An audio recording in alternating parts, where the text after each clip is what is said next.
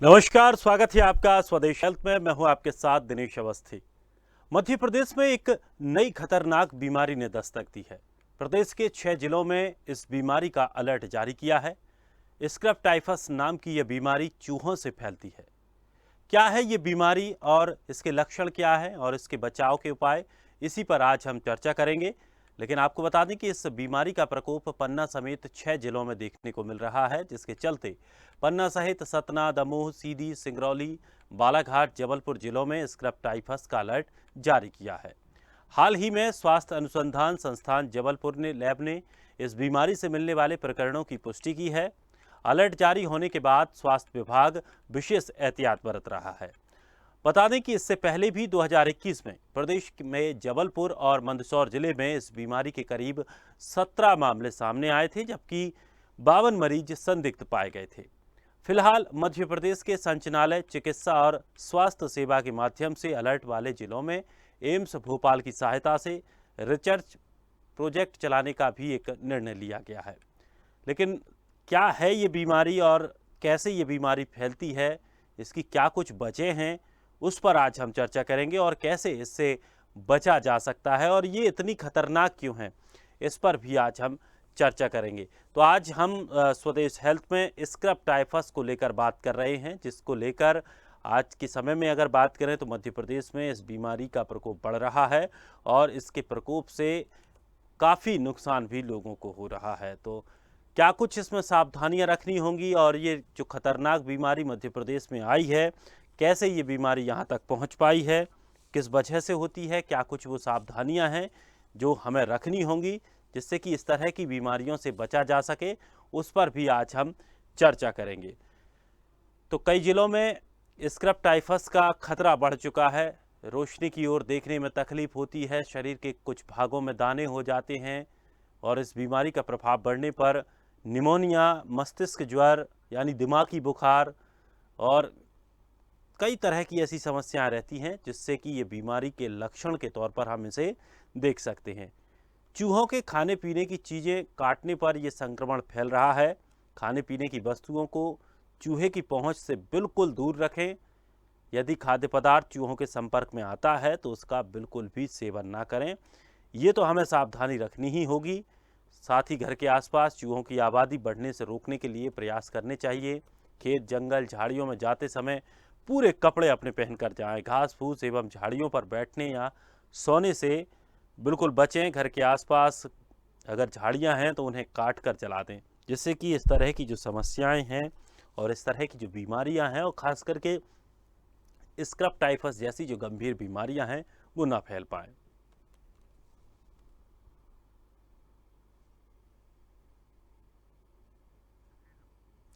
चलिए आज इसी पर चर्चा करेंगे। हम मेहमानों से आपका परिचय कराते हैं। हमारे साथ डॉक्टर करण पीपरे, पूर्व अधीक्षक एम्स रायपुर, डॉक्टर रश्मि वर्मा, जनरल फिजिशियन, दोनों मेहमान हमारे साथ जुड़ रहे हैं। दोनों मेहमानों का बहुत बहुत स्वागत है हमारे इस कार्यक्रम में। सबसे पहले डॉक्टर रश्मि, आपसे जानना चाहेंगे ये स्क्रब टाइफस क्या है और मध्य प्रदेश में कैसे ये फैलना शुरू हुआ, क्या कुछ इसके लक्षण हैं, क्या कुछ दिक्कतें इससे लोगों को हो रही हैं? दिनेश जी, मेरी आवाज आ रही है? जी जी। देखिए, स्क्रब टाइफस सबसे पहले मैं बता दूं कि नई बीमारी नहीं है। बस ये है कि जानकारी के अभाव में लोग इसे नहीं जानते थे। हर साल ये बरसात के साथ ये सीजन के बरसात के सीजन में बीमारी आती है और कईयों लोगों को इफेक्ट करती है। क्या है ये बीमारी? स्क्रब टाइफस जो है बैक्टीरियल इन्फेक्शन है जो ओरेंशिया टुशागा नाम का एक बैक्टीरिया होता है, उससे फैलती है। क्या होता है इसमें कि जब ये बैक्टीरिया हमारे शरीर में प्रवेश करता है तो लंग्स में, ब्रेन में और लीवर में 3 जगह पे ये बहुत ही घातक इफेक्ट लाना शुरू करता है, जिसकी वजह से पेशेंट को अनेक सिम्टम्स आना शुरू होते हैं और पेशेंट सीरियस हो जाता है। तो शुरुआती दौर में क्या सिम्टम्स देखने के लिए मिलते हैं? सबसे पहले पेशेंट को हाई ग्रेड फीवर आता है।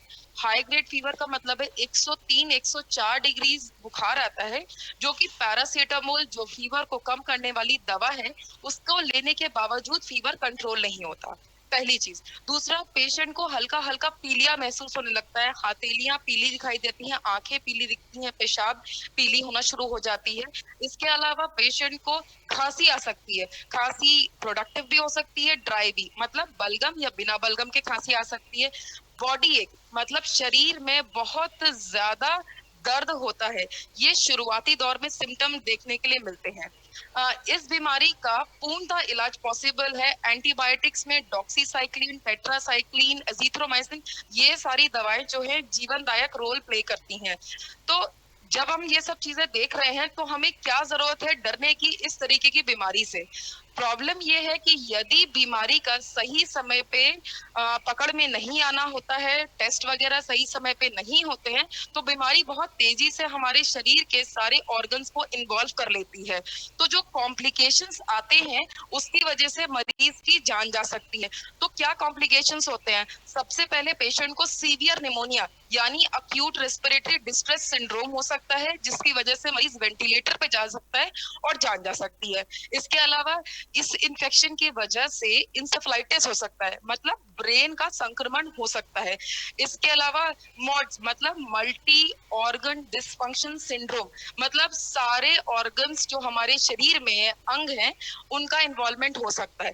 तो बीमारी का सही समय पे पकड़ के आना और उसका पूरा ट्रीटमेंट बहुत जरूरी है, नहीं तो पेशेंट की इस बीमारी में जान जा सकती है। लेकिन डॉक्टर रश्मि, जिस तरह से बताया जा रहा है कि चूहों की वजह से ये बीमारी है, तो चूहों की वजह से जैसे पहले जो बीमारी होती थी फ्लैग जिसे कहते थे, क्या ये उसी का रूप है या इसे और अलग तरीके से हम समझ सकते हैं? दिनेश जी, ये बिल्कुल अलग चीज है। ये माइट यानी कीड़े से फैलने वाली बीमारी है। एक खास प्रकार का माइट यानी कीड़ा होता है जिसको हम चिग्गर बोलते हैं। चींटी की तरह दिखने वाला एक लाल रंग का कीड़ा होता है। जनरली ये खरपतवार जो घर के आसपास या खेत या खलियान में होता है उनमें पेड़ों पे चिपका रहता है। तो बच्चे या बड़े लोग जब खेती किसानी करने जाते हैं या मान लीजिए किसी वजह से एक्सीडेंटल एक्सपोजर होता है और ये कीड़ा काट लेता है, तो ये बैक्टीरिया जो है उस कीड़े के द्वारा हमारे शरीर में प्रवेश कर लेता है।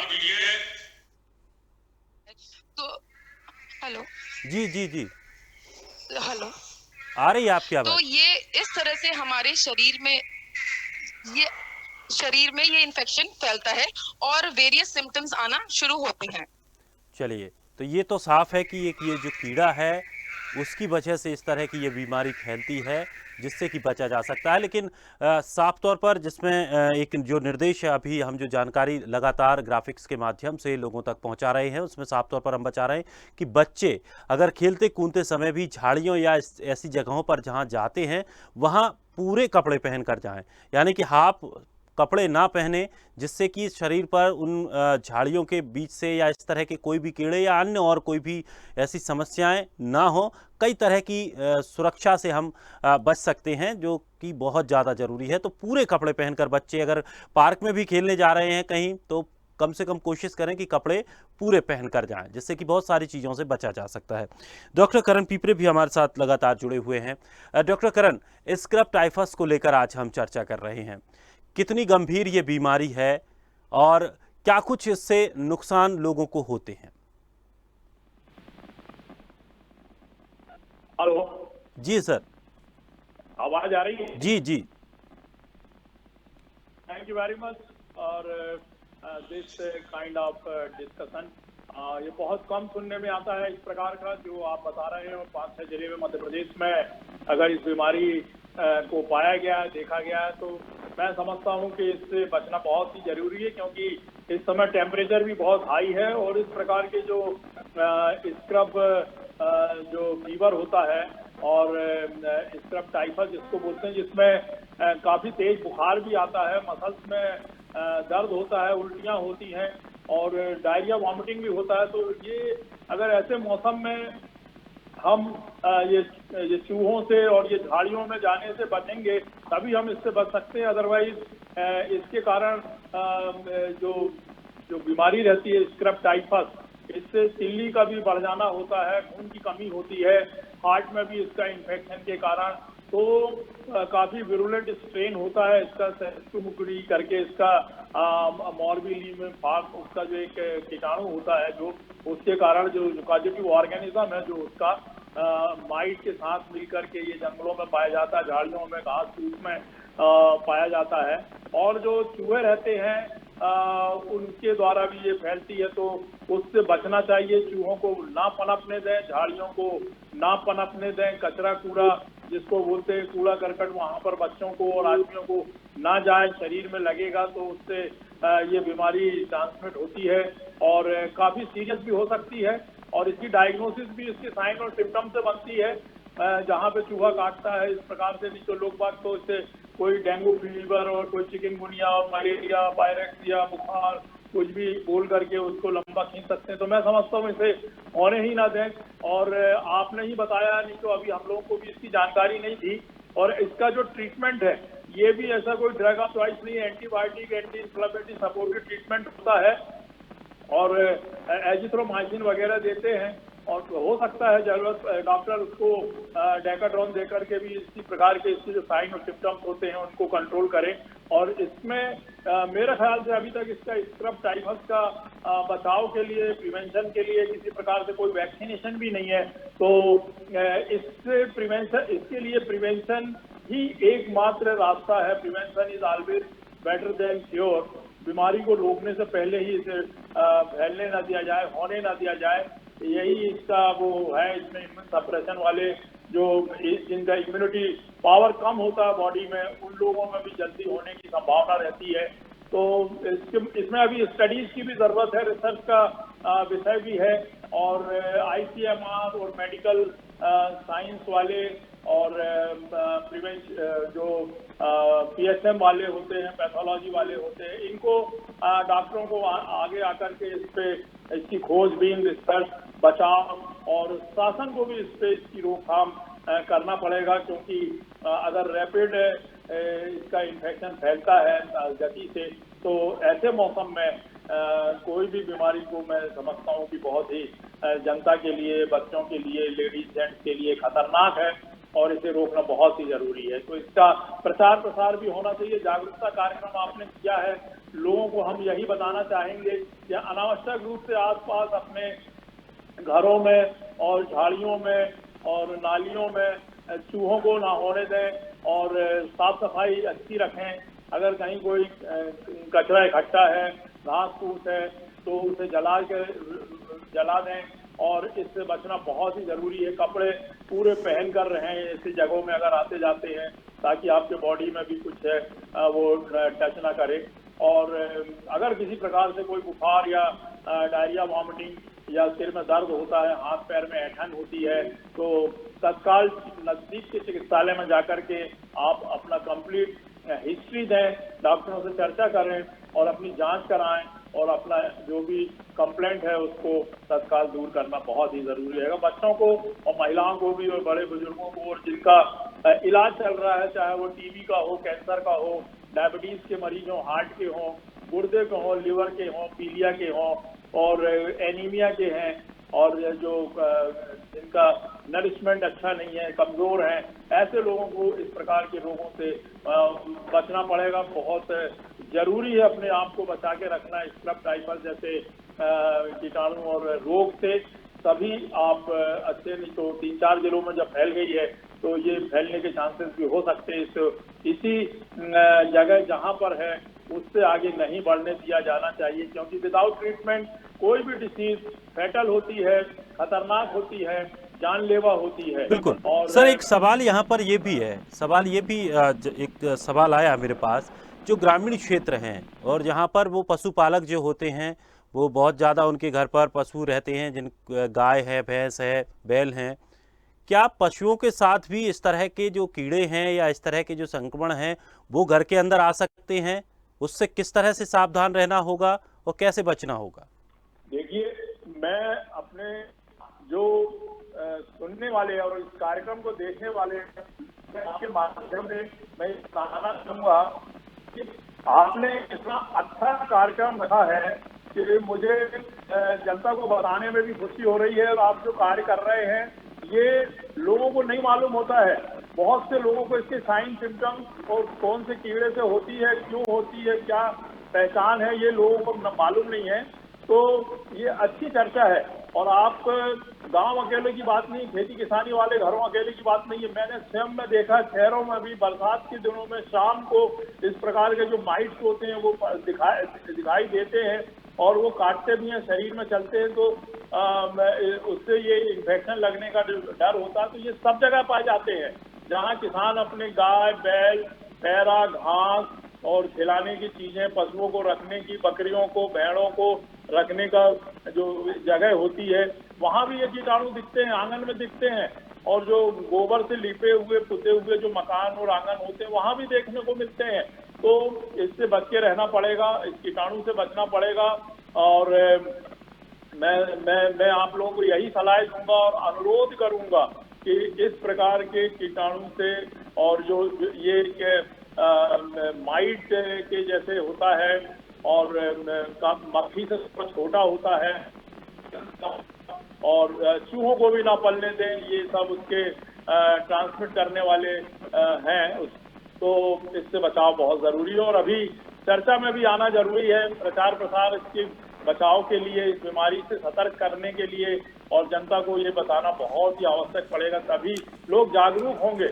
और बिल्कुल, और सर इसको लेकर लगातार भारत सरकार को भी अगर बात करें तो स्वच्छता अभियान की वो बात इसीलिए करते हैं कि क्योंकि आसपास घर के साफ सफाई रखने से इस तरह की जो समस्याएं हैं वो 90% तक उनमें फर्क पड़ता है। आप सुरक्षित रह सकते हैं, स्वस्थ रह सकते हैं और भी कई तरह की गंभीर बीमारियों से भी हम बच सकते हैं। डॉक्टर रश्मि, अगर इसके इलाज को लेकर बात करें तो इसके इलाज में क्या कुछ समस्याएं आती हैं, कितने दिनों तक इसका इलाज रहता है?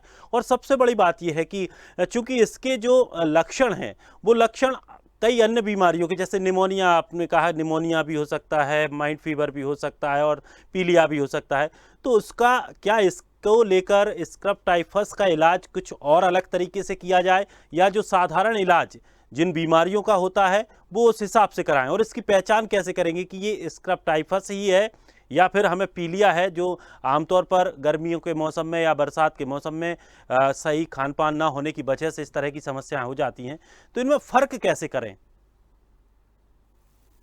जी दिनेश जी, 3 इंपॉर्टेंट क्वेश्चन है यहाँ पे। सबसे पहली चीज, बीमारी का पकड़ में कैसे आए, जो घर परिवार में लोग हैं वो कैसे समझें कि जो ये पेशेंट है उसको स्क्रब टाइफस की रिलेटेड बीमारी हो रही है। तो शुरुआती दौर में क्या लक्षण आते हैं? फीवर जो बहुत तेज आ रहा है, 3 से 4 दिन हो गए हैं, high grade fever 103 104 degree fever आ रहा है, पैरासीटामोल देने के बावजूद फीवर नहीं उतर रहा है। इसके अलावा हल्का हल्का लोगों जो पेशेंट है उसको पीलिया हो रहा है। इसके अलावा आपको, हेलो जी जी मैम, आवाज आ रही है? जी जी जी, तो इसके अलावा पेशेंट डेवलप हो रहा है, खाना पीना चला गया है, भूख नहीं लग रही है, प्यास नहीं लग रही है पेशेंट को, आपको लग रहा है कि पेशेंट का नॉर्मल बिहेवियर एबनॉर्मल में कन्वर्ट हो रहा है, या शरीर में कहीं चकत्ते बन रहे हैं। इस बीमारी की खास पहचान होती है, एक खास किस्म का चकत्ता बनता है जिसे हम इशार बोलते हैं, जो खासकर पेट पे और चेस्ट पे देखने के लिए मिलता है। यदि ऐसा कुछ हो रहा है तो आप तुरंत डॉक्टर से मिलिए। इसके बाद क्या करना चाहिए? कई जगह पे गांव देहात है जहां पर मेडिकल फैसिलिटीज इतने आसानी से नहीं मिल पा रही हैं, तो सबसे इम्पोर्टेंट चीज है कि मरीज में पानी की कमी ना होने दें। अगर मरीज कुछ भी नहीं खा रहा है तो भी आप थोड़ा थोड़ा पानी जिसमें शक्कर और चीनी मिली रहे पेशेंट को जरूर देते रहे। कोशिश करिए कि अगर पैरासीटामोल देने के बावजूद उसका फीवर नहीं सेटल हो रहा है तो पट्टी करके फीवर को, टेम्परेचर को कम करिए। और इस बीच आप तुरंत डॉक्टर की सलाह और डॉक्टर की हेल्प लीजिए, एडमिशन करिए। अब रही बात कि ट्रीटमेंट में बाकी बीमारियों से क्या फर्क रहता है। देखिए, ये बीमारी जो है इसका क्लोज प्रेजेंटेशन रहता है डेंगू और चिकनगुनिया से, लेकिन डिफरेंस है, चिकनगुनिया और डेंगू वायरल इन्फेक्शन है जबकि ये एक प्रकार का बैक्टीरियल इन्फेक्शन है। दोनों में ही स्क्रब टाइफस और डेंगू और चिकनगुनिया तीनों में ही प्लेटलेट्स की कमी होती है जिसकी वजह से शरीर में खून का रिसाव हो सकता है। तो सही समय पे ब्लड टेस्ट, इसमें सीबीसी, जिसमें कि हमें हीमोग्लोबिन, टोटल ल्यूकोसाइट काउंट और प्लेटलेट्स का पता चलेगा, इसकी जांच होनी चाहिए। और स्क्रब टाइफस के अगेंस्ट में टारगेटेड टेस्ट होता है, जिसको हम आईजीएम स्क्रब टाइफस जो टेस्ट होता है उसको हम टेस्ट करते हैं, ये टेस्ट होना चाहिए। यदि टेस्ट में बीमारी की पुष्टि होती है तो तुरंत पेशेंट को आईवी एंटीबायोटिक्स और फ्लूइड्स, आईवी फ्लूइड्स और सिम्टोमेटिक ट्रीटमेंट दिया जाना चाहिए। यदि हम ये सारी चीजें सही समय पे करते हैं तो पेशेंट को हम कॉम्प्लिकेशन से बचा सकते हैं और पेशेंट की सीवियरिटी ऑफ इलनेस को देखते हुए 7 से 14 दिन में पेशेंट बिल्कुल रिकवर कर जाते हैं। चलिए, तो ये बड़ी महत्वपूर्ण जानकारी रही और लोगों को क्या थोड़ा सा कन्फ्यूजन हो जाता है, खास करके ग्रामीण क्षेत्रों में, कि चलिए ये तो पीलिया है, और वो इतने लोग ज़्यादा जांच भी नहीं कराते हैं। वो सीधे डॉक्टर के पास जाके एक तो पहुंचते भी वो इस कंडीशन में है कि जब उनको लगने लगता है कि अब जो घरेलू उपचार हैं उनसे कुछ नहीं होने वाला, तो इस कंडीशन में वो जाकर पहुंचते हैं और तुरंत अपना इलाज शुरू करवाते हैं और उनको बड़ी समस्या होती है। उनको ये पहचान भी नहीं हो पाती कि किस तरह की हमें बीमारी थी, और वो इतनी ज़्यादा जानने की कोशिश भी नहीं करते। लेकिन हमारा उद्देश्य यही है, इस कार्यक्रमों के माध्यम से, इस तरह के जो हम जागरूकता के कार्यक्रम चला रहे हैं, लोगों तक जानकारियां पहुँचें, लोग हर छोटी से छोटी, बड़ी से बड़ी बीमारी, कम से कम उस बीमारी के बारे में जानने की कोशिश करें कि आखिर ये क्यों आई और कैसे इससे बच सकते हैं, आगे आने वाले समय में इससे कैसे बच सकते हैं। अगर हम इतना ख्याल भी रखते हैं और इतनी जानकारी रखते हैं और उसका पालन करते हैं तो निश्चित तौर पर बहुत बड़ा लाभ हमारे स्वास्थ्य क्षेत्र में हम लोगों को मिलने वाला है। डॉक्टर करण सर, क्या कुछ आप संदेश लोगों को देना चाहेंगे, किस तरह से इस तरह की जो समस्याएं हैं उनसे बचा जा सकता है? क्योंकि ये कहा जाता है डॉक्टर भगवान का रूप होते हैं, डॉक्टर अगर कहते हैं तो मरीज उसको मानते भी हैं। देखिए, आपके इस चैनल को और जो उसमें दिखाए जा रहे फोटोज हैं, इमेजेस हैं मरीज की, और जो माइट्स है, वो जो एक खटमल के समान होता है, उसके 8 पैर होते हैं, एक छोटी सी सिर होता है और एक बॉडी होती है, पार्ट्स होता है, और इसके काटने से जो सुसुगामुसी करके एक बैक्टीरिया होता है, वो आपके बॉडी में जाता है ब्लड सर्कुलेशन से, और जहां जहां जाता है बॉडी में, वहां उस प्रकार के सिम्टम्स उत्पन्न करता है। मस्तिष्क में भी आ जाता है, सिर का दर्द होना, बुखार का होना, निमोनिया होना, और लिवर का डैमेज करना, गुर्दों को, हार्ट की मसल्स को, मायोकार्डियम को डैमेज करता है, और तेज फीवर आता है। गैस्ट्रोइंटेस्टाइनल ट्रैक्ट भी इन्फेक्शन में आ जाता है, और इस कीटाणु के कारण डायरिया, वॉमिटिंग, डिहाइड्रेशन। और ऐसे मौसम में, मैंने स्टार्टिंग में ही कहा था कि इस प्रकार का जो माइट है, जो बिल्कुल खटमल के समान दिखता है, और ये चारों ओर आप दिशाओं में जहां भी जाएंगे देखेंगे, अपने आसपास घरों में, खासकर उन जगहों में जो गीली, ग्रासी, घास पैरे वाली जगह होती हैं, फॉरेस्ट जैसे, जंगल जैसे झाड़ियां होती हैं, लॉन होते हैं, गोबर से लिपे हुए आंगन होते हैं, बाड़ियां होती हैं, और तालाब, नदी के किनारे सब जगह पाया जाता है ये इस प्रकार का जो माइट है। और अगर इसमें वो बैक्टीरिया आ गया और उसने काटा है तो फीवर है, मसल्स में दर्द है, ये आते हैं। और जितने लक्षण मैंने बताए बॉडी में, वो लिवर से लेकर ब्रेन और फेफड़े से लेकर के स्प्लीन तक में सूजन आ जाती है, मेनिंजाइटिस हो जाती है, सीरियस हो जाते हैं। अगर इलाज पहचान नहीं हुई उसकी तो जान जाती है। तो बहुत अच्छा कार्यक्रम है, आम आदमी देख रहा है, वो समझ रहा है कि हमको कीटाणु बता रहे हैं, हमको वो उसका जो वेक्टर है वो बता रहे हैं, कैसे फैलती है, कैसे रोकथाम होता है। और ये भी जानकारी दी जा रही है कि इस प्रकार की बीमारी का ना ही कोई वैक्सीन है, ना ही कोई ऐसी दवाई है जिससे वो ठीक होता है, लेकिन सपोर्टिव ट्रीटमेंट है, जागरूकता के लिए है। आप इतने जागरूक रहें कि आपके शरीर में इस प्रकार के कीटाणु का हमला ही ना हो। इस प्रकार का जो माध्यम है वो आपके शरीर को कोई बाइट ना करे, कोई काटे ना, आप अपने साफ सफाई रखें। यही हमारे कार्यक्रम का उद्देश्य है और जागरूकों का यही एक बिल्कुल सर, लोगों तक जानकारी पहुंचाना ही हमारे इस कार्यक्रम का मुख्य उद्देश्य है। लोग जागरूक हों, स्वस्थ हों, मजबूत हों, अपने आप को स्वस्थ रखें, अपने परिवार के लोगों को, अपने आसपास के लोगों को। और हम हर बार लगातार कार्यक्रम से अपील करते हैं कि अपने आसपास स्वच्छता बनाए रखिए, जिसकी वजह से आप कई और अन्य बीमारियों से स्वतः ही बच जाएंगे। बहुत बहुत शुक्रिया आप दोनों मेहमानों का हमारे साथ जुड़ने के लिए, इस महत्वपूर्ण कार्यक्रम में जानकारी देने के लिए।